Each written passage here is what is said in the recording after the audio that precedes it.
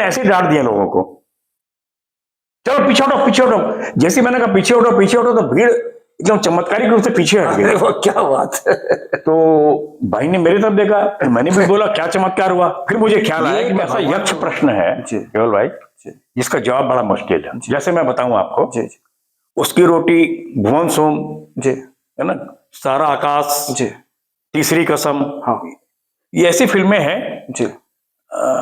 आप तीसरी कसम की अगर बात ले लें सोमनाथ रेणु की। हाँ। नमस्कार दोस्तों, यदा कदा के महत्वपूर्ण साक्षात्कारों के क्रम में आज छत्तीसगढ़ के प्रसिद्ध फिल्मकार, निर्माता, निर्देशक, अभिनेता, रंगकर्मी श्री संतोष जैन से बातें सुकून से करेंगे।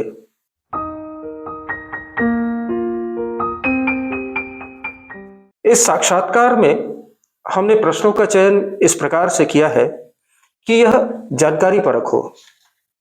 देश के दूसरे राज्यों के लोग छत्तीसगढ़ फिल्म उद्योग के बारे में जान पाए, यह उद्योग किस तरह विकसित हो इस बारे में विमर्श हो सके, और जो जानकारियां निकलकर सामने आए वे प्रतियोगी परीक्षाओं की तैयारी कर रहे हमारे युवा साथियों के भी काम आए। तो दोस्तों, आइए इस कार्यक्रम में आदरणीय श्री संतोष जैन जी का स्वागत करें। भैया बहुत बहुत स्वागत है आपका। नमस्कार, आप सबको भी नमस्कार। भैया सबसे पहले हम लोग ये जानना चाहेंगे जी कि रंगमंच और फिल्म निर्माण में आपकी शुरुआत कैसे हुई?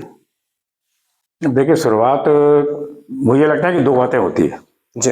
एक तो ये होता है कि आप जन्मजात आपके भीतर प्रवृत्ति ऐसी हो जाती है कि आपको लगता है कि आप अभिनय के लिए ही बने, और ये आपके जीन्स में भी आता है, आसपास के परिवेश में भी आता है। आप घर परिवार में कोई हो या आपके आसपास कोई रंगमंच करने वाला हो या कला प्रवृत्तियां चल रही हो, तो आदमी सहज रूप से जुड़ जाता है। उसके भीतर भी कुछ प्रवृत्तियां लेकिन होनी चाहिए। और दूसरा होता है, हम सीख के भी बहुत काम कर सकते हैं। तो कहते हैं ना, करत करत अभ्यास के जड़मती हो सुजान। अब जैसे रंगमंच की बात करें तो रंगमंच जैसे एनएसडी है, हाँ। फिल्म की बात करें एफटीआई जैसे संस्थान, हाँ, हमारे देश में है, हाँ। है ना, जहां आदमी टेक्निकल भी आगे बढ़ सकता है, अभिनय में भी आगे बढ़ सकता है। मंच क्या होता है, मंच सज्जा क्या होती है, अभिनय क्या होता है, ये सब भारत भवन जैसे क्षेत्र है जिसमें सीख सकता है। और इसके अलावा निजी क्षेत्र में जो अनप्रोफेशनल कला मंडलियां है, उनसे भी आदमी जो है बहुत कुछ सीख सकता है। और भी एक अच्छी बात है दोनों क्षेत्र में कि रंगमंच जगह जगह है, लोक कला मंच तो छत्तीसगढ़ की अगर बात करें तो हर गांव में है।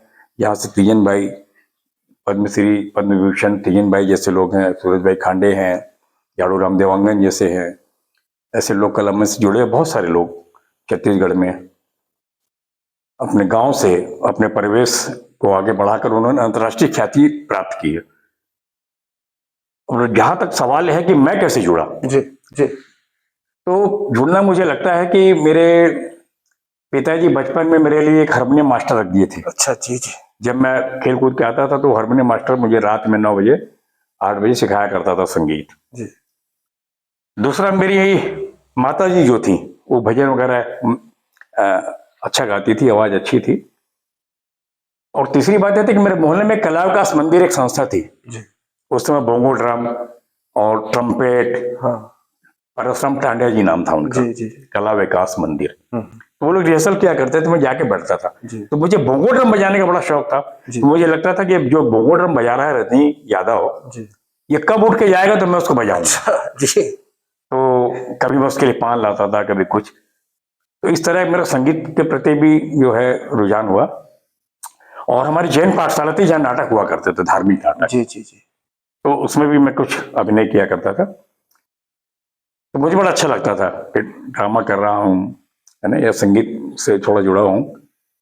कालांतर में ये हुआ कि उस समय भी लड़कियों का बड़ा संकट था ड्रामे में। तो एक हमारे छत्तीसगढ़ में बहुत मशहूर कलाकार थे लोक कला मंच के, शिव कुमार दीपक, हाँ जी, जिनको रसिक राज के नाम से जाना जाता था। जी जी। उनकी एक संस्था थी, तो महात्मा गांधी हाई स्कूल में वो एक ड्रामा खेल रहे थे, नाक का बाल जी। उस समय मैं स्कूल में पढ़ रहा था, मेरा ख्याल है 15, 16, 17 साल मेरी जो भी उम्र रही होगी, उनको एक लड़की की जरूरत थी और लड़कियां मिलती नहीं थी। वो पता नहीं क्या हुआ, तो शिव कुमार दीपक और एक सोहन शर्मा उनके दोस्त, उन्होंने मुझे कहा कि तुमको लड़की बनना है इस नाटक वाह में। वाह, क्या बात है। जी जी। तो मैं कहा मैं लड़की कैसे बनूंगा? तो बोले कुछ नहीं करना, आपका कोई डायलॉग नहीं, खाली घूंघट में रहना है अच्छा। और जब हम पूछेंगे तो हाँ या ना में खाली गर्दन हिलानी। तो वहां से शुरुआत हुई। जी फिर बाद में धीरे से मैं क्षितिज रंग शिविर, एक संस्था थी राम विद्या तिवारी ने शुरू की थी दुर्ग में, जी जी। जो चंदनी गोंदा के भी संचालक वो रहे, हाँ हाँ। निर्देशक राम विद्या तिवारी। जी जी क्षितिज रंग शिविर से मैं जुड़ा जी। और पहला नाटक हमारा हुआ 76 से 70 के आसपास हुआ, नेहरू हाउस में, अंधेरे के उस पार। हाँ जी। पंडित राजेंद्र शर्मा उसके राइटर थे, राम विद्या तिवारी के निर्देशन था। वो मेरा पहला नाटक था। हाँ जी। मंच में भीड़, बहुत ही भीड़ वहां नेहरू हाउस में अक्सर नाटक हुआ करते थे। उसके बाद क्षितिज लगातार नाटक खेलते रहा। जी भैया। अरे ने गाथा, हम क्यों नहीं गाते, विरोध, मुर्गी वाला, कई नाटक हुए। जी जी जी। तो एक अच्छी बात ये भी हुई कि मंच की कमी थी हमारे यहाँ दुर्ग में, हाँ आज भी है। हाँ हाँ। तो हम लोगों ने नुक्कड़ नाटक शुरू किया जी जी। दुर्ग में। वो दौर ही एक हाँ, जी। वो एक जज्बाती दौर जज्बाती कह दौर, सकते हैं कि बिल्कुल बिल्कुल। हमारी जो ऑडियंस थी, हाँ हाँ। वो भी बेताब रहती थी हमारे नाटक देखने के बिल्कुल लिए। सड़कों पर हमारे नाटक हुआ करते थे। बिल्कुल बिल्कुल। और एक सफदर आसमी चौक, जी। जो मोती कॉम्प्लेक्स के नाम से जाना चाहता था, हाँ जी। उसका नाम हम लोगों ने बाद में सफदर आसमी चौक रखा। जी जी। इंदिरा मार्केट, वहां नाटक किया करते थे। हाँ जी। हमारे नाटक बहुत पसंद किए गए, तो कई जगह बाहर भी नाटक हुए जी और स्टेज में भी हम लोगों ने नाटक खेला। अरण्य गाथा, यहाँ पे महाराष्ट्र मंडल में नाटक हुआ करते थे, जोगलेकर जी थे उस समय, हाँ। उनने भी हमको 1-2 बार बुलवाया। मुक्तिबोध नाट्य स्पर्धा जी जो चौबे कॉलोनी में होती थी, वहां भी हम लोगों ने नाटक किया। जी। और फिर हर साल में आते रहा, वहाँ बहुत सारे नाटक मेरे खेले गए। परसाई के नाटक मैंने खेला, हाँ प्रेम साइमन हमारे प्रिय राइटर थे, उनके नाटक खेला। तो धीरे धीरे नाटक में आने से ये हुआ कि अभिनय के साथ साथ मंच सज्जा, रूप सज्जा, क्या जरूरत है, और अपनी बात को बोलने के लिए कैसे टाइमिंग देना, कैसे एंट्री, कैसे एग्जिट, ये सारी चीजें हम लोग को सीखने मिली। और खासकर प्रतियोगिता में जब हम जाते थे, जी मध्य प्रदेश कला परिषद में भी मेरे नाटक हुए। जी। हम क्यों नहीं गाते, अरण्य गाथा जी नाटक हुए। जी। और मुर्गी वाला तो इतना मशहूर नाटक हुआ जी। कि जब राम विजय तिवारी जी चंदनी गोंदा से जुड़े, जी। मैं अपने सफर की बात कर रहा हूं, हाँ जी।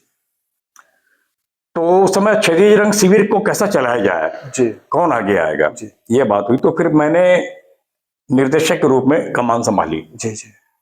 फिर मेरा उद्देश्य यह रहा कि विभिन्न नाटक खेलने के बजाय किसी एक अच्छे नाटक को हम ज्यादा से ज्यादा खेलें। बिल्कुल। तो मुर्गी वाला नाटक जो था हमारा, हाँ। वो नाटक हम लोगों ने खेलना शुरू किया। उसमें विनायक अग्रवाल ओके। ये मुर्गी वाले की भूमिका में थे, मैं नेता और निर्देशक के रूप में रहता था।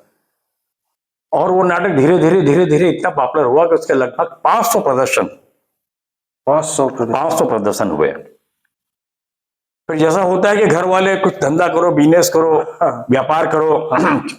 हमारे बर्तनों का काम था दुर्ग में, आजीविका का दबाव। तो हम लोगों ने सोचा कि नाटक हम लोग तो मुफ्त में क्या करते थे, ज्यादा हुआ तो कभी झोली फैला देते थे भीड़ में, जी जी। कुछ पैसे आ जाते थे तो चाय पानी नाश्ता हो जाती थी। हाँ।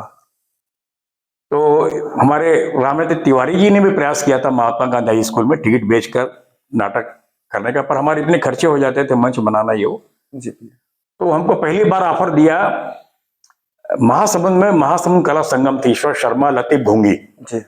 ये इन लोगों की एक साहित्यिक संस्था थी वहां। हाँ जी। इन लोगों ने हमारे 2 साल वहां लगातार टिकट पे नाटक करवाया, अरण्य गाथा और एक नाटक और अच्छा हाउसफुल हुआ वहां पर महासमुंद में। क्या बात। लेकिन वो सिलसिला ज्यादा चला नहीं। फिर कुछ व्यापार करने की कोशिश की मैंने, लोहा लंगड़ का काम किया, मेल डाली, पर मेरा मन इधर ही लगता था। जी जी। तो फिल्म के प्रति तो मेरी रुचि थी, और फिल्म के पहले मैं टेलीविजन से जुड़ा। हाँ हाँ। आपको तो गांव गांव में लोग जानते हैं। हाँ, उस समय दूरदर्शन था। जी जी। जी।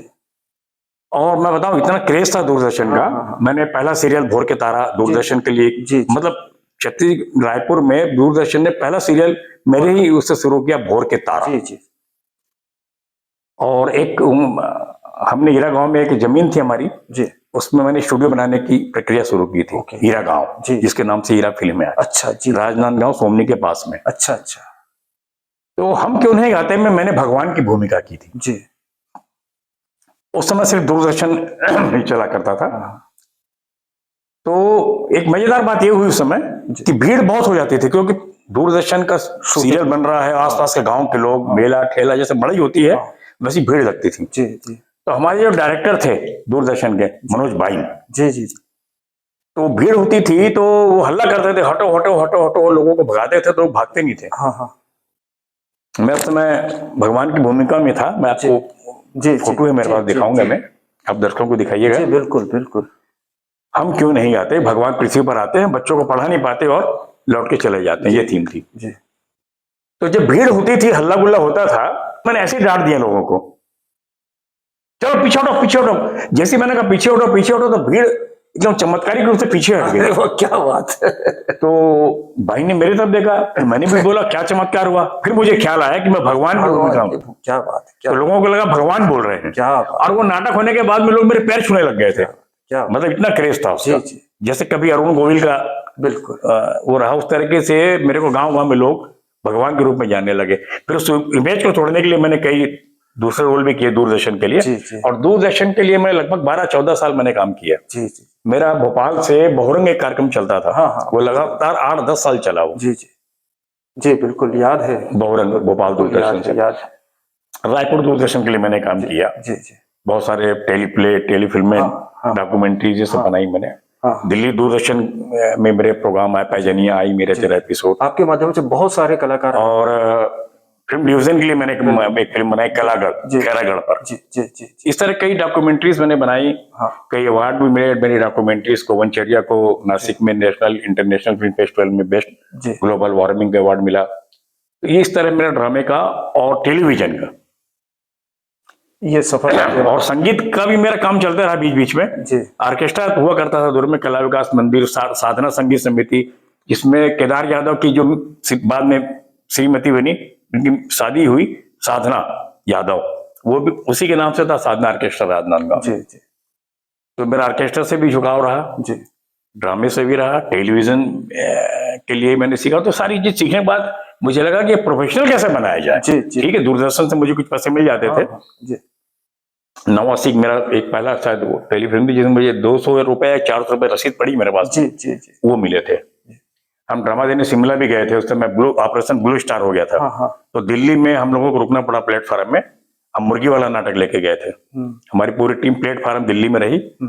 लेकिन इतना जुनून था ड्रामा देने का कि ब्लू स्टार में भी हम लोग पुलिस के साय में बस में बैठ के कालका जी पहुंचे और कालका जी ट्रेन से शिमला पहुंच कर ड्रामा देके आए।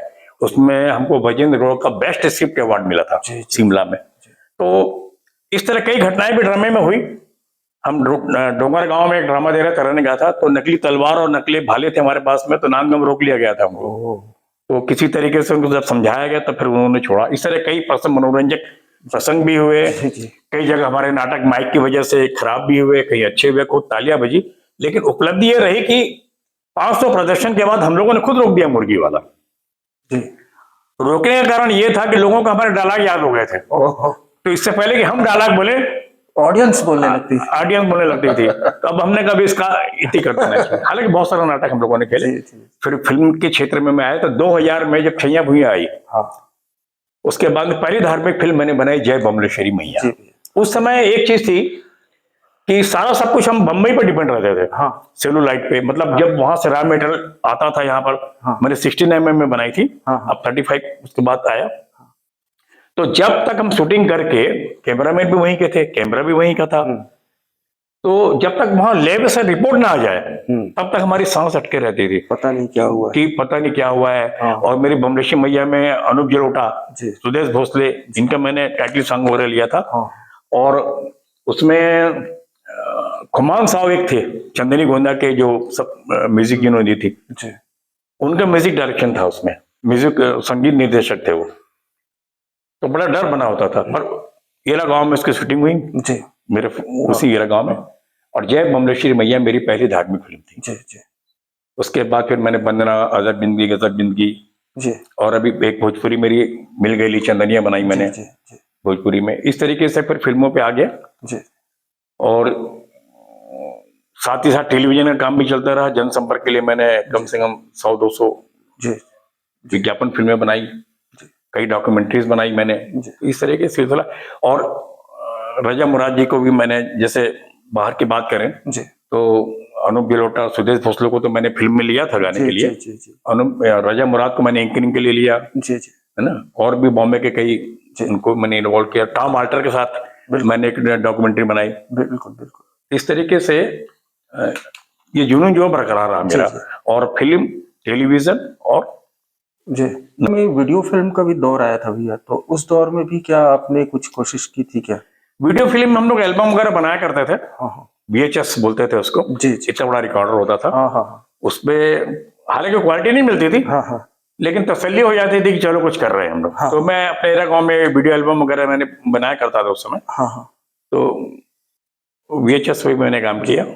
तो आप छत्तीसगढ़ के अलावा दूसरे प्रदेशों में भी, दूसरी इंडस्ट्री में भी सक्रिय हैं? अभी कुछ आपकी फिल्में डब होकर के भी शायद बाहर चली हैं? नहीं, डब होकर तो नहीं, मैंने दूसरी इंडस्ट्री और दूसरा, अगर अपन बात करें कि प्रदेश में बनाने की, तो मैंने भोजपुरी बनाई थी, झांसी और यूपी में शूटिंग जी हुई थी जी उसकी। जी और डॉक्यूमेंट्री के लिए तो हमको यहाँ का सब्जेक्ट होता था, वहाँ जाना पड़ता था, जी जी जी है ना। जैसे भोपाल की TTI में मैंने टॉम आल्टर के साथ बनाई थी, जी जी हाउ रियल इज रियलिटी, जी ये नाम था उसका। जी जी उसमें टॉम आल्टर की मुख्य भूमिका थी। जी भैया वो डॉक्यूमेंट्री वो मैंने बनाई। जी जी दिल्ली, यहाँ के बॉम्बे के लिए बनाई मैंने जी जी डॉक्यूमेंट्रीज वगैरह। जी जी और बाहर मैंने, लेकिन मैंने अपने नाटक हो या फिल्म हो, जी मैं कंपटीशन में जरूर जाता था। बहुत मुझे सीखने मिलता था बहुत कुछ। जी जी तो कुछ मेरे फिल्मों को भी और ड्रामों को भी इसमें अवार्ड मिलने शुरू हुए, तो काफी कुछ सीखने मिला। DMC कुम्हारी हुआ करता था उस वक्त। जी भैया तो DMC कुम्हारी में दिनेश दीक्षित एक बहुत बड़े डायरेक्टर जी जो वहाँ काम करते थे, हाँ भैया और लगातार हर साल वो ड्रामा कंपटीशन करते थे। जी उस समय देशबंधु में हेमलता आजुनेलू थी एक, जो समीक्षा किया करती थी। जी हमारे अगर अग्रवाल भैया थे, वो भी देशबंधु में थे। जी तो ये लोग जो समीक्षा करते थे, उससे भी हम लोग सीखते थे काफी कुछ। जी जी। अच्छा, अभी फिल्मों की यदि बात करें हम्म। तो आपकी आपकी पसंदीदा फिल्म कौन सी है, बॉलीवुड की या हॉलीवुड? देखिए, बॉलीवुड की अगर बात करें हाँ तो अगर हम भावनात्मक स्तर पर या साहित्यिक स्तर पर सोचें, हाँ तो मुझे आज भी प्यासा और कागज के फूल, जी जी और कमर्शियल के साथ में कला को जोड़े हम्म तो मुझे बेहतरीन फिल्म लगती है मदर इंडिया, जी जो गाने के साथ माहौल बदलती थी, जिसके म्यूजिक अच्छे थे, हाँ कहानी अच्छी थी। हाँ और छत्तीसगढ़ की या हिंदुस्तान की आत्मा बोलो या छत्तीसगढ़ की आत्मा बोलो, एक माँ हम्म का क्या स्वरूप होना चाहिए, हाँ और किस हद तक वो अपने गांव की और अपने लोगों की, अपने समाज को बचाने के लिए कहां तक जा सकती है, जी और विभिन्न कैरेक्टर्स। हाँ तो अद्भुत फिल्म लगी थी। और कमर्शियल फिल्म की अगर बात करें तो शोले सबसे ज्यादा जी महत्वपूर्ण फिल्म थी, जो प्रभावित करती है। जी भैया जी। अच्छा भैया, यहाँ पर छत्तीसगढ़ में मुंशी प्रेमचंद जी की कहानी सदगति पर हाँ, फिल्म बनी। अ, अमृता प्रीतम की बनी, अमृता प्रीतम गांजे की कली बनी, गांजे की कली बनी।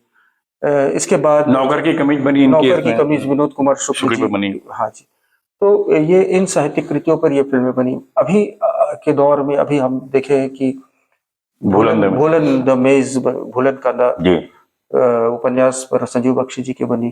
तो ये जो साहित्य और फिल्मों का जो संबंध है, ये कितना आगे बढ़ पा रहा है, या इनके बीच कितनी दूरी है? जब साहित्य पर आधारित फिल्में उत्कृष्ट होती हैं, तो फिर उस तरह की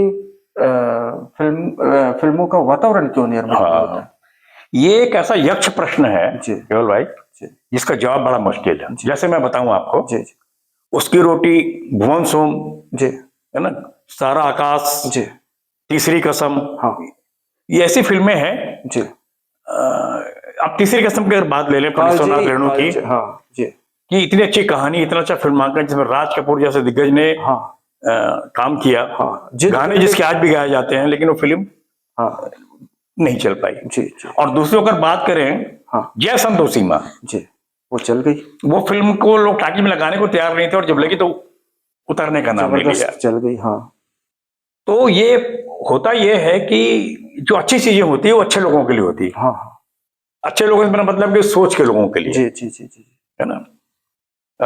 जैसे अभी मराठी में सैराट पिक्चर बनी, हाँ बहुत चली है वो, हाँ बहुत अच्छा बिजनेस किया है। हाँ सैराट ने मराठी में। जी। और वो महाराष्ट्र में दादा कोंडके की फिल्म भी चलती है, जी जी डबल सेंस वाली भी, जी जी है ना। तो मेरा मानना तो ये है कि जो चल जाए, जी है ना, बॉक्स ऑफिस पे चल जाए, वही फिल्म होती है। और इसका कोई फार्मूला नहीं है, दुनिया में नहीं है कोई फार्मूला। अच्छा। अदरवाइज ऐसा क्यों होता है कि मदर इंडिया आपकी चल रही है, सन ऑफ इंडिया फ्लॉप हो गई। जी जी जय संतोषी माँ आपकी चल रही है और वही सतराम रोहन है दूसरी फिल्म बनाई, वो फ्लॉप हो गई, जी। क्योंकि कोई फार्मूला नहीं है। जी जनता को क्या चीज अच्छी लग जाएगी, गाने अच्छे लग जाएंगे, डायलॉग अच्छे लग जाएंगे, जी कहीं कुछ ऐसा लगेगा कि वाह क्या चीज है, जी तो वो पिक्चर कहीं से कहीं उड़ जाती है। जी। और आपके करोड़ों के बजट की फिल्म होती है, वो नीचे जमीन पे भी गिर जाती है। तो कोई फार्मूला तो है नहीं। भैया, आप आत्मा से रंगकर्मी हैं, साहित्य प्रेमी है जी। और व्यवसाय से फिल्म निर्माता है, निर्देशक है। आपकी आत्मा क्या कभी छटपटाती है कि मैं काश जो है ज्यादा से ज्यादा साहित्यिक कृतियों जी लगभग जो भी फिल्म इंडस्ट्री में आता है, हाँ वो यही सपने लेके आता है कि कभी मैं गुरुदत्त बन जाऊं, जी ये सत्यजीत राय बन जाऊं। हाँ लेकिन वो विज्ञापन फिल्मों तक सिमट जाता है। जी जी कारण क्या है हाँ कि एक तो इतना, जैसे राजन सिंह बेदी हाँ जो पिक्चर बनाते थे वो फ्लॉप होते थे, लेकिन उनका बेटा जब बनाता था कमा लेता था। राज कपूर भी देखिए आप, हाँ हाँ मेरा नाम जोकर के बाद बाबी बनानी पड़ी। हाँ हाँ तो जिसके जो लगातार बना रहा जी है ना, वो तो एक बार बना लेगा, लेकिन जो सोच के आएगा कि मेरे को साहित्यिक फिल्म बनानी है तो बहुत मुश्किल है। हाँ और आज के दौर में तो वो दौर ही बदल गया। हाँ हाँ। अब तो ऐसी ऐसी फिल्में हिट हो रही है कि हमको समझ नहीं आता कि हिट कैसे हो गई है। भैया, यहीं पर एक बात और, अपन ओटीटी और जो मोबाइल पे जो फिल्में बन रही है जी। या कंटेंट आ रहे हैं उसकी भी बात करें तो ये पूरे परिवेश को, ये जो नए मीडिया है, ये कैसे प्रभावित कर रहे हैं? देखिए, अभी इतना विशाल मार्केट हो गया है जी कि मैं तो देख के हैरान हूं कि आदमी जिस प्रवृत्ति का हो, जी आप अच्छे चुटकुलेबाजी करते हैं, चुटकुला बना लीजिए। जी आप अच्छा बोलने वाले ओरेटर हैं, आप अच्छा बोलिए, डाल दीजिए यूट्यूब में, जी है ना। ओटीटी ऐसा खुला प्लेटफॉर्म है जी जिसमें हर्षद मेहता से लेकर और ऐसी ऐसी फिल्में आई हैं कि हम पर्दे पे कल्पना नहीं कर सकते। बिल्कुल। इतने ज्यादा बैन लग जाएंगे ऐसी फिल्मों पे। जी। लेकिन ओटीटी आने से ये हुआ कि बहुत खुलापन आ गया है। हाँ अब ये दर्शक के ऊपर वो क्या चीज देखना चाहता है, वो सारी चीजें उपलब्ध है। उपलब्ध। सबसे बड़ी चीज ये कि सबको मौका है इसमें। मौका है। हम लोग मैं बताऊं आपको, हाँ मैंने वो दौर देखा है दूरदर्शन में जब मेरे कैमरे इतने बड़े होते थे, हाँ लो बैंड कहा करते थे, हाँ हमारा वीसीआर इतने बड़े होते थे, हाँ मेरे ट्राइपॉड के लिए कमाल लगता था मुझे उठाने के लिए, बिल्कुल बिल्कुल और एडिटिंग के लिए बड़ी बड़ी मशीनें होती थी, बिल्कुल और ग्राफिक एनिमेशन करने के लिए हमको कहीं कहीं जाना पड़ता था। बिल्कुल बिल्कुल उस दौर से मैंने शुरुआत की है। और आज मैं देखता हूँ कि ये मोबाइल पे आप फिल्म बना लो, फिल्म बना लो। इनके मार्केट भी उपलब्ध हो गए हैं। बिल्कुल। अब छोटी से छोटी चीजें मैं देखता हूँ ना, हमारे कई साथी लोग यूट्यूब में काम कर रहे हैं, बना रहे हैं, जी। अच्छा कमा रहे हैं। अच्छा भैया, ये इसमें जो ओटीटी आने से तो आपका जो वो छुपा हुआ सपना है कि अच्छी फिल्में बनाता है, जैसे अभी पंचायत जैसे हाँ, पंचायत आई, एक वो उस तरह का परिवेश उस बिल्कुल प्लेटफॉर्म बिल्कुल। पर, तो क्या वो उस तरह का सपना, ऐसा लगता है कि आप उस दिशा में जाएंगे? देखिए, ये होता क्या है कि हमेशा एक आगे चलने के बाद एक यू टर्न जरूर आता है। हाँ यू टर्न, हम्म, है ना, उसके मैंने कोई सड़क सीधी नहीं हाँ बनती। हाँ पंचायत जो आ रहा है, मेरे ख्याल से ऐसी कई फिल्में हम लोगों ने दूरदर्शन के लिए बहुत पहले बना चुके हैं, बनाए दूरदर्शन के लिए, हाँ। क्योंकि दूरदर्शन में इसी तरह के कंटेंट चलते थे, हाँ है ना। हाँ हाँ अब वो दौर लोग उब गए हैं, उग गए, अभी आपकी जुमलेबाजी से मतलब इतना ज्यादा उगता आ गए, हिंसा आ गई है, सेक्स आ गया है जी। कि आदमी घबराता है टीवी देखने के लिए। बिल्कुल बिल्कुल। अब ऐसी चीज है, तो अब आदमी अगर शांत फैमिली के साथ बैठा है तो पंचायत पसंद करेगा, जी भैया, है ना। तो इसलिए वो टर्न आ गया वापस। जी। और अब हाँ, मेरे जैसा आदमी, क्योंकि मैं पत्रकारिता से भी जुड़ा हूँ, जी तो मैंने 2 रजिस्टर्ड करा रखे हैं, सॉरी मिस्टर पीएम, जो हमारे छत्तीसगढ़ में डायमंड आता है, मिलता है। जी इस डायमंड पे कैसे राजनीतिक उठापटक हुई, हाँ और आज किस दौर में है वो डायमंड का जो क्षेत्र देवभोग का, है ना, उसको लेकर, और प्लस नक्सलाइट स्टोरी। जब मैं आंखों देखी के लिए नलिनी सिंह के लिए काम करता था यार, मध्य प्रदेश का मैं ब्यूरो चीफ था, जी भैया, तब मैं उन क्षेत्रों में घुमा करता था। हाँ। बहुत सारी स्टोरियां मुझे मिली। हाँ हाँ तो मेरा एक सपना जरूर है कि वो मेरा एक जो डायमंड पे मेरी एक स्टोरी है जी स्क्रिप्ट, जी हाँ उसमें मैं समय रहेगा, जी उपलब्धता रहेगी तो उस पर एक फिल्म बनाऊंगा मैं। जी जी और दूसरा जैसे गुहा शंकर नियोगी है, जी जी जी उन पे फिल्म बन सकती है। बिल्कुल। ऐसे बहुत सारे सब्जेक्ट बहुत हमारे सारे छत्तीसगढ़ में characters है, हैं, बहुत सारे जो सब्जेक्ट। स्थानीयता से जुड़ने के बाद भी इंटरनेशनल जी लेवल पे जा सकते हैं। जी जी। अच्छा, ये छत्तीसगढ़ी सिनेमा का जो भविष्य है जी, वो आप कैसे देखते हैं? आने वाला दौर कैसा होगा? देखिए, ये बहुत महत्वपूर्ण प्रश्न है आपका है। जी छत्तीसगढ़ में या छत्तीसगढ़ ने ये सिद्ध कर दिया है कि यहाँ पर नेशनल और इंटरनेशनल लेवल की फिल्में बनाई जा सकती है। जैसे दो उदाहरण देता हूं मैं। जी। एक न्यूटन फिल्म बनी यहाँ पर, हाँ जो ऑस्कर के लिए हाँ। नॉमिनेट हुई थी। वो ऑस्कर फिल्म का ऑडिशन इसी स्टूडियो में हुआ था। Okay okay. सारे कलाकार यहीं आए थे, जी जी जी यहीं ऑडिशन हुआ, जी जी है ना। और कई चीजें जो जरूरत पड़ी उनको इक्विपमेंट होकर के वो भी हम लोगों ने दिया। जी जी दूसरी ओर भूलन जैसी फिल्में हैं, जी। है ना, जिन्हें राष्ट्रीय पुरस्कार मिला है अभी। हम्म।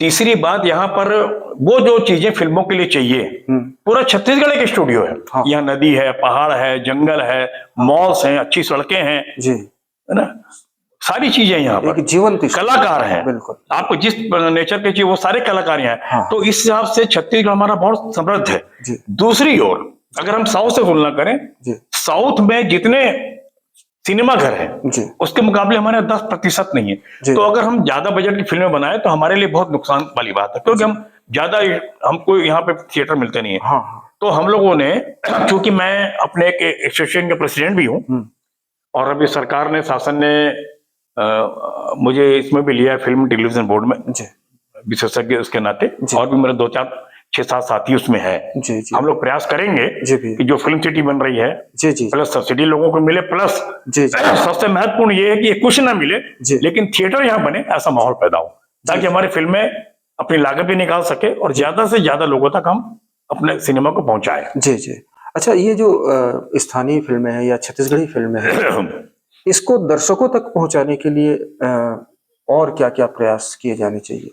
मैंने जैसा बताया आपको, अब जैसे मैं दो उदाहरण देता हूँ। अभी शिवरी नारायण मेला चल रहा है, जब मुझसे आप बात कर रहे हैं। जी जी जी जी। शिवरी नारायण मेला 1 महीना चलता है। हाँ और इस शिवरी नारायण मेले में हमारी छत्तीसगढ़ी फिल्म रात भर चलती है, हाँ टूरिंग टॉकीज के रूप में। हाँ। और इतनी लाइन लगे, भीड़ लगी रहती है कि आप कल्पना नहीं कर सकते। जी दूसरी ओर अभी 1 महीना पहले, 15 दिन पहले बोलना चाहिए, रायपुर के तीनों टॉकीज में छत्तीसगढ़ी फिल्म लगी हुई थी।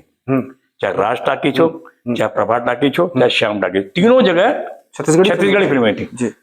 लेकिन जी शिवरी नारायण में इसलिए भीड़ है कि सिनेमा उन तक पहुंचा है, मतलब लोग देखना चाहते हैं। बिल्कुल। और छत्तीसगढ़ी बोली भाषा को जिंदा रखना है तो साहित्य और सिनेमा, जी ये दोनों बहुत जरूरी चीजें हैं। जी तो अगर सरकार प्रोत्साहन दे, हालांकि हमने नीति बनवाई थी, 2021 में नीति बनी थी, जी जी जी लेकिन वो नीति, ये सरकारें कह रही है कि इस नीति सही नहीं, हम फिर से बनाएंगे। जी जी। और हमारा मानना ये है कि उस नीति को आप लागू कर दीजिए, हाँ जो संशोधन करना है जी जी जी वो बाद में कर दीजिए आप। हाँ हाँ। तो कम से कम थिएटर यहाँ बनने शुरू हो जाएंगे, जी जी तो छत्तीसगढ़ी बोली भाषा का विकास भी होगा, जी जी हमारे कलाकारों को रोजगार भी मिलेगा। जी। क्योंकि एक फिल्म बनती है तो प्रत्यक्ष और जी। अप्रत्यक्ष रूप से केवल भाई 200-250 लोगों को काम मिलता है। जी भैया, जी भैया। हाँ हाँ हाँ। इसलिए सबसे महत्वपूर्ण है कि आप गांव-गांव में, पंचायत स्तर पे, तहसील स्तर पे, ब्लॉक स्तर पे जी थिएटर बनने का ऐसा माहौल पैदा कीजिए, उनको ऐसी सब्सिडी दीजिए ताकि हमारी फिल्में गांव तक पहुंचे। और नेशनल और इंटरनेशनल सब्जेक्ट हमारे पास इतने सारे भरे पड़े हैं, लेकिन हम छत्तीसगढ़ कोई नहीं, अभी यहाँ पे फिल्में ठीक से हम ताकि हमको मिल रहा है, जी जी।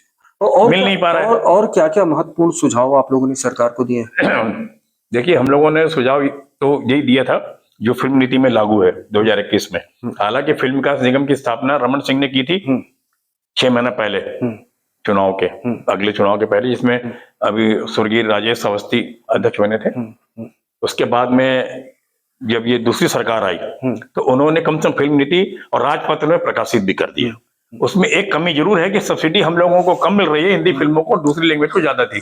तो हमारी बात हुई थी उस समय, तो उन्होंने कहा कि पहले लागू हो जाने दीजिए, बाद में हम इसको संशोधन कर देंगे।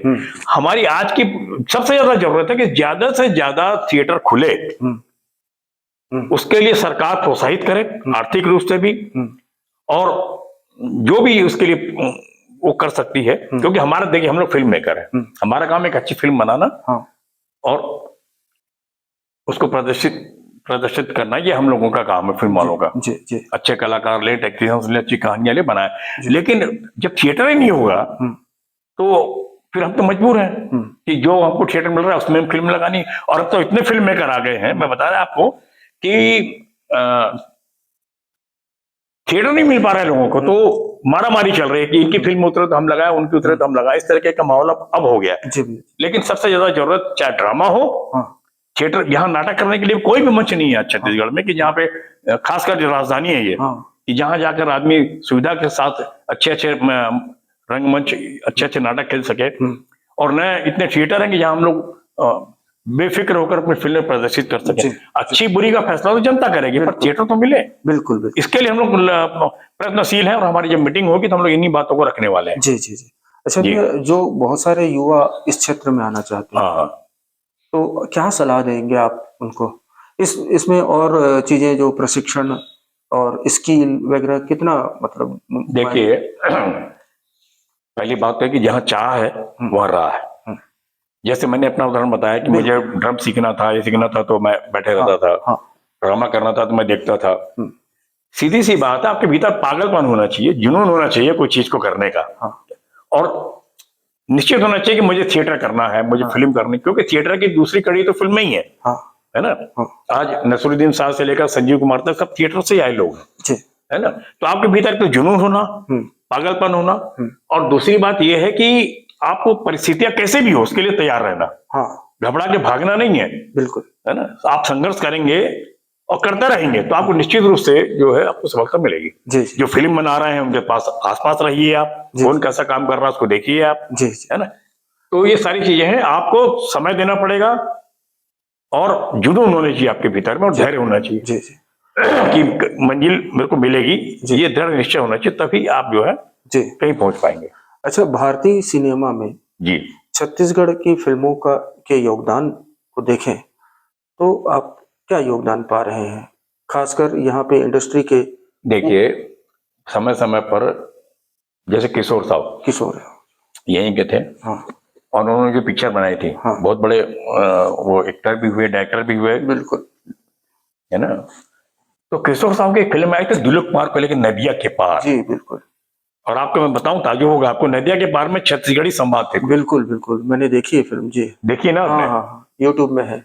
हाँ, क्योंकि वो मूलतः छत्तीसगढ़ के थे, नांदगांव से जुड़े रहे हो, तो उन्होंने इस माटी के कर्ज को चुकाया कि दिलीप कुमार जैसे, और मैं ख्याल शायद कामने कौशल थी उस पिक्चर में, जहां तक मुझे याद है, तो उसमें उन्होंने छत्तीसगढ़ी संवाद डाले। सत्यजीत राय ने जो सदगति बनाई, छत्तीसगढ़ पे आके बनाई। मणिकौल ने भी एक फिल्म बनाई यहाँ पर, मुझे नाम याद नहीं है, मैंने देखी है वो, यहाँ आगे उन्होंने शूट किया।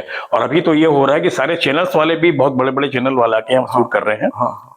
तो बम्बई के कलाकार भी यहाँ आते हैं, यहाँ के लोग उनको समय समय पर बुलाते भी हैं, काम भी करते हैं। ये इस तरह मतलब जो है, अब ये छत्तीसगढ़ जो है, ये छत्तीसगढ़ के बाहर भी अब लोगों से जुड़ रहा है। अच्छा, इसका लोकेशन जो है, छत्तीसगढ़ की भौगोलिक स्थिति बिल्कुल भारत के बीचों बीच में है। इधर आप जाए तो साउथ जुड़ा हुआ है, बिहार जुड़ा हुआ है, उड़ीसा जुड़ा हुआ है, महाराष्ट्र जुड़ा हुआ है। तो इसका भी कुछ आप भविष्य में फायदा देख रहे हैं क्या? नहीं, देखिए, फिल्म तो कहानी पे निर्भर करती है, कि कहानी कैसी है उसके हिसाब से ही लोकेशन। अब जैसे प्रकाश झा ने एक फिल्म बनाई थी अभी नक्सलाइटों को लेकर, लेकिन शूटिंग उन्होंने पचमढ़ी में की। मैं आपका ध्यान इस तरफ आकर्षित करना चाह रहा था कि एक दौर था जब छत्तीसगढ़ के लोग गानों की रिकॉर्डिंग के लिए कटक जाया करते थे या मुंबई जाते थे। अच्छा, तो यहाँ पर कुछ ऐसा कोई टेक्निकल हब बन सकता है क्या, कि अगल बगल के पड़ोसी राज्यों बन चुका है, ये बन चुका है। महाराष्ट्र के जैसे नागपुर से यहाँ प्रोड्यूसर आते हैं, विजय गुमगांवकर है, वो आके यहाँ पे फिल्में बना रहे हैं। नागपुर से बम्बई के लोग आते हैं तो उनको ट्रेन चाहिए, ट्रॉली चाहिए, जो भी चाहिए यहाँ के लोग दे रहे हैं उनको। और यहाँ पर देखिए, इस समय इतने स्टूडियो हैं, साउंड रिकॉर्डिंग के स्टूडियो तो आप गिन नहीं सकते, इतने स्टूडियो हैं। एडिटिंग के स्टूडियो हो गए यहाँ पर, और अच्छी क्वालिटी वाले। मतलब यहाँ पर अब किसी चीज की कोई कमी नहीं रही है, टेक्निकली रूप से भी, और अभिनय, कलाकार, है ना, गायन, वादन, हर चीज से ही। अब पहले एक दौर था, जैसे मैंने आपको बताया, कि हम लोग बम्बई पे डिपेंड रहा करते थे, या उड़ीसा पे, खासकर म्यूजिक साउंड के लिए उड़ीसा पे। लेकिन अब यहाँ पर इतना समृद्ध हो गया है ये, यहाँ आपको हर चीज मिल जाएगी। आप जिस तरीके की फिल्म बनाना चाहते हैं। भैया, आपके आगामी प्रोजेक्ट के बारे में, क्या क्या प्रोजेक्ट अभी पाइपलाइन में है? अभी मैंने बताया कि आज ही मेरा बेटा बम्बई में है। मैंने सॉरी मिस्टर पीएम, जो हीरे पे, हीरे की कहानी की मारा मारी, उस समय डीबीएस कंपनी और जो सरकार थी मध्य प्रदेश की, और यहाँ की अजय जोगी और उस हीरो को लेकर इंटरनेशनल जो मारामारी हुई, और उस हीरे की कहानी पर जो वहां के लोकल लोग हैं, है ना, उनकी क्या स्थिति हुई उस समय, राजनीति क्या कर रही थी, और वहां के लोकल लोगों को कितना सफर करना पड़ा, है ना। खासकर कुछ लोग उस चक्कर में नक्सलाइटों से भी जुड़ गए, है ना। तो उस समय काफी कुछ परिवर्तन हुआ था वो हीरो को लेकर, जो देवभोग, सेंधमुड़ा, आइली खंड, इधर जो हीरा निकला था उसको लेकर एक बहुत आंदोलन हुए उसमें, बहुत सारे विधानसभा में सवाल जवाब भी उठे। तो उसको लेकर मेरा एक प्रोजेक्ट है, तो मैं कोशिश कर रहा हूँ कि उसको मैं वेब सीरीज या उसके रूप में सामने लाऊं, ओटीटी प्लेटफॉर्म के लिए ही वो, क्योंकि उसमें बहुत सारी चीजें ऐसी है कि उसमें सेंसरशिप लग सकती है, क्योंकि पॉलिटिकल बहुत सारा उसमें उतार चढ़ाव है। तो वो मेरा एक प्रोजेक्ट है। अच्छा, मैं करना चाह रहा हूँ। एक जिज्ञासा अभी तुरंत आई है, जैसे आप सेंसरशिप की बात करें, तो जैसे आप परंपरागत रूप से फिल्में बनाते हैं तो वहां पे सेंसर बोर्ड की भूमिका हो जाती है, लेकिन आप दूसरे माध्यमों में, बहुत सारे माध्यमों में, जैसे यूट्यूब है या ओटीटी है, यहाँ पर सेंसरशिप अभी तक तो नहीं है। तो ये आपको क्या विडंबना नहीं लगती? नहीं, विडंबना नहीं, ये तो कई कई प्रोजेक्ट ऐसे आ रहे हैं ओटीटी पर, आप देखिए, जो फिल्म में संभव नहीं है। जैसे हर्षद मेहता, है ना। अब हर्षद मेहता की कहानी ऐसी है कि उसने पूरा शासन, पूरा सरकार किस तरीके से उनके कानून की जो है वो धज्जियां उड़ाता हुआ हर्षद मेहता जो है, उन्हीं के कानून का सहारा लेकर किस तरीके से वो पूरी लूट खसोट करता है, अगर फिल्म की भाषा पे। हालांकि उसके हिसाब से तो उसने कानून का जो है, कानून में जो छेद है ना, उसका उसने लाभ उठाया, है ना। और इस तरीके की इतनी सारी पिक्चर आ रही है, स्कैम, अभी जो पूना में जो हुआ था स्टाम्प का घोटाला, तो कैसे हुआ, कैसे सरकारी पूरी नीतियों को उसने भेजा, और किस तरीके से अपने नकली स्टाम्प उसने मार्केट में चला दिए, इस पर ओटीटी में ही संभव है। बिल्कुल, क्योंकि सेंसर जो है वो कहीं ना कहीं इसमें ब्रेक लगा देगी आपको, क्योंकि शासन का, सरकार का नियमों को जो है वो आपको उसको विपरीत जा रहे हो आप बता रहे हो कि इस तरीके के छेद है। तो ऐसे बहुत सारे सब्जेक्ट आए हैं ओटीटी पे, जिसको हमारे जैसे लोग या जन सामान्य भी समझता है कि कानून क्या चीज होती है, कानून तोड़ा कैसे जाता है ना। हीरे पे कई फिल्में आ चुकी है में, और ये सब्जेक्ट ऐसे कि जो नेशनल इंटरनेशनल सब्जेक्ट है। तो ओटीटी का लाभ है, पर नुकसान ये हो रहा है कि अब खुलेआम अश्लील गालियां, सेक्स संबंध, है ना, इनको भी खुली छूट मिल गई है।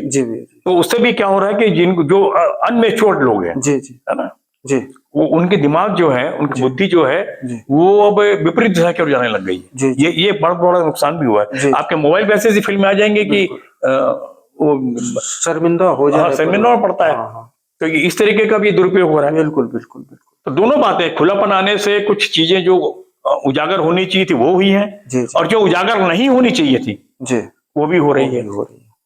भैया, आप अपने प्रशंसकों को और कलाकारों को क्या संदेश देना चाहेंगे? अब भाई, संदेश तो क्या है, देखिए, मेरा तो मानना यही है कि आप जिस दिशा में जाना चाहते हैं, ये बहुत अच्छा एक क्रिएटिव मंच है, चाहे नाटक हो, चाहे फिल्में हो। बहुत ही इसमें आप क्या कर सकते हैं, मतलब एक खुला आकाश मिला है आपको, और ये पर दे रहे हैं आपको ओटीटी जैसे प्लेटफॉर्म है, टेलीविजन है, फिल्में है, ये एक बहुत बड़ा उड़ने के लिए पंख दे रहे हैं। और मैं तो यही कहूंगा कि अगर आप में जुनून है तो एकदम से मत आइए, आप पहले तैयारी कीजिए, छोटे छोटे नाटकों में काम कीजिए, नाटकों रंगमंच करने वालों से जुड़िए, बहुत अच्छे अच्छे यहाँ पर निर्देशक हैं, नाटक वाले, उनसे जुड़िए। फिल्म बना रहे सतीश जैन जैसे, मनोज है, प्रेम चंद्राकर है, ऐसे कई नाम है। और अमलेश नागेश जैसे ने तो सिद्ध कर दिया है कि अपने आप को कोई जरूरी नहीं कि आप चिकना चोड़ा चेहरा हो, आपका हो, प्रतिभा होनी चाहिए आप में, जुनून होना चाहिए। और ओटीटी तो ये मांग रहा है आपके पास में कुछ करने के लिए है तो आइए मेरे पास। बिल्कुल। आप में जुनून हो, पागलपन हो, हद तक, तो आप जुड़िए, करिए और आइए इस क्षेत्र में। स्वागत है आपका। बड़े बड़े नए लोग काफी आ गए, अब हम लोग को तो काफी समय हो गया, तो अब हम लोगों की सोच भी जो है, अभी हम सोचते हैं आप लोगों से बहुत पीछे है, आप लोग हमसे बहुत आगे हो, तो उसका, टेक्नोलॉजी का और अपने ज्ञान का उपयोग कीजिए और आप इस फील्ड पे आइए। भैया, बहुत बहुत धन्यवाद, आज आपने हमको समय दिया, अपने अनुभवों को हम लोगों से साझा किया। तो मित्रों, मेरा भी नमस्कार स्वीकार कीजिए। मित्रों, उम्मीद है आज का यह एपिसोड आप लोगों को अच्छा लगा होगा। अगले एपिसोड में आप लोगों से फिर मुलाकात होगी। नमस्कार। नमस्कार।